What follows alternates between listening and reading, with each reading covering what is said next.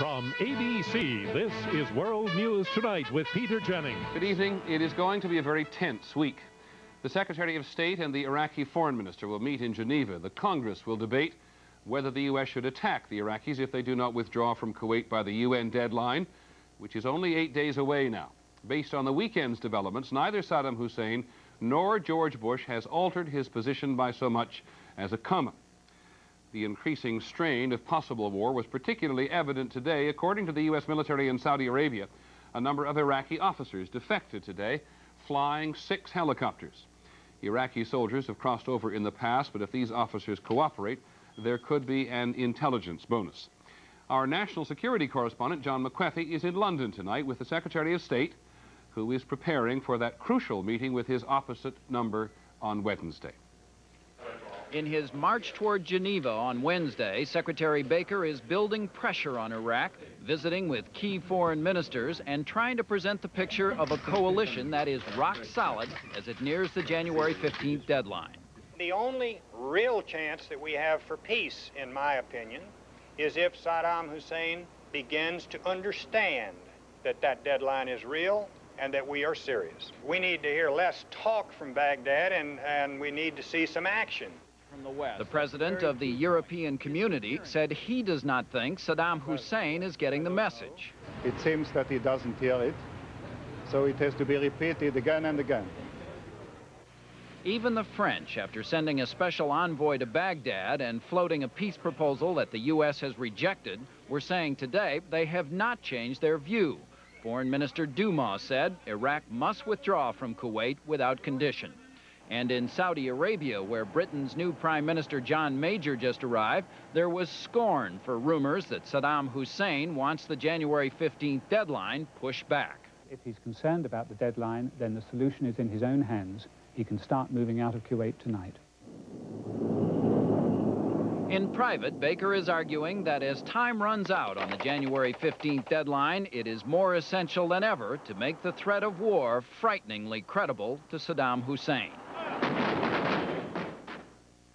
To that end, Baker may try a little psychological warfare when he meets with Tariq Aziz on Wednesday by hinting that if war breaks out, wherever Iraq's leaders try to hide, American spy satellites will find them.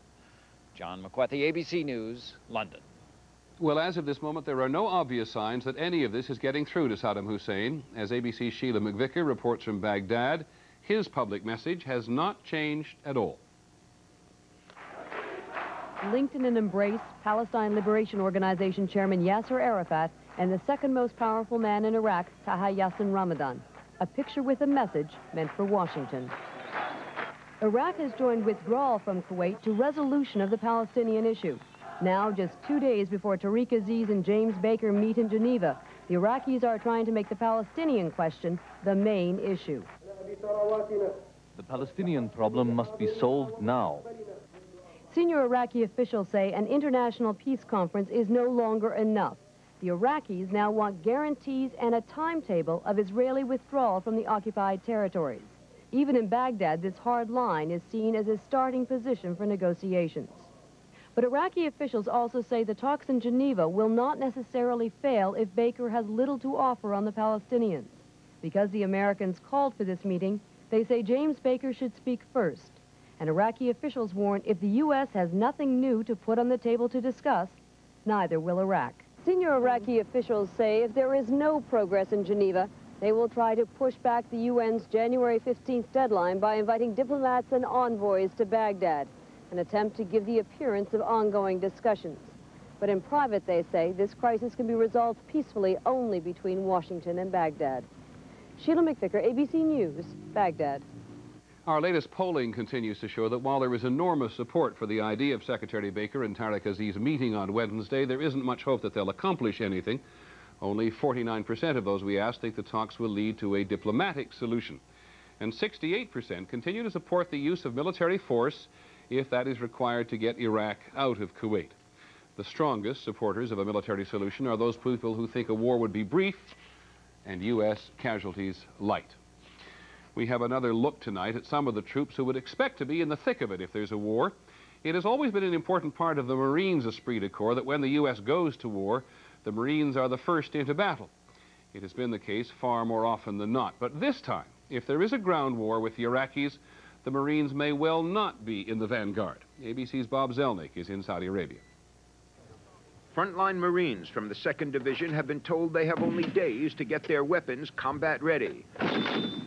These Marines expect to lead the assault against Iraqi forces, a notion encouraged by visiting political leaders. If our shield must become a sword, you, Marines, will be the tip of that sword. But many military strategists here, including Marine officers themselves, paint a different picture. They say the Marines are a light, mobile force likely to play a limited, supporting combat role. The Marine Corps is not really designed to be the heavy blow that will come crashing down. Sometimes we do need those heavy assets. And the heaviest assets belong to the Army. Compared to the Marines, its tanks are more numerous and sophisticated, its troop carriers more heavily armed, and its tank-killing helicopters more modern. However eager these Marines may be to lead an assault, their role in a war is likely to be more modest, defending against an Iraqi counterattack or seizing areas left open by shifting Iraqi positions. For these men, their most critical mission may already have been accomplished, getting here 2 months before the Army's heavy divisions arrived, thereby putting a force on the ground to deter a possible Iraqi attack. Bob Zelnick, ABC News, with the Marines in eastern Saudi Arabia. The State Department expressed concern again today that Americans and American facilities overseas could become the targets of terrorist attacks. The spokesman said there have been repeated examples of plans for such attacks ever since Kuwait was invaded. And earlier today, Saddam Hussein warned again that in case of war, the battle would reach outside of Iraq to the rest of the world.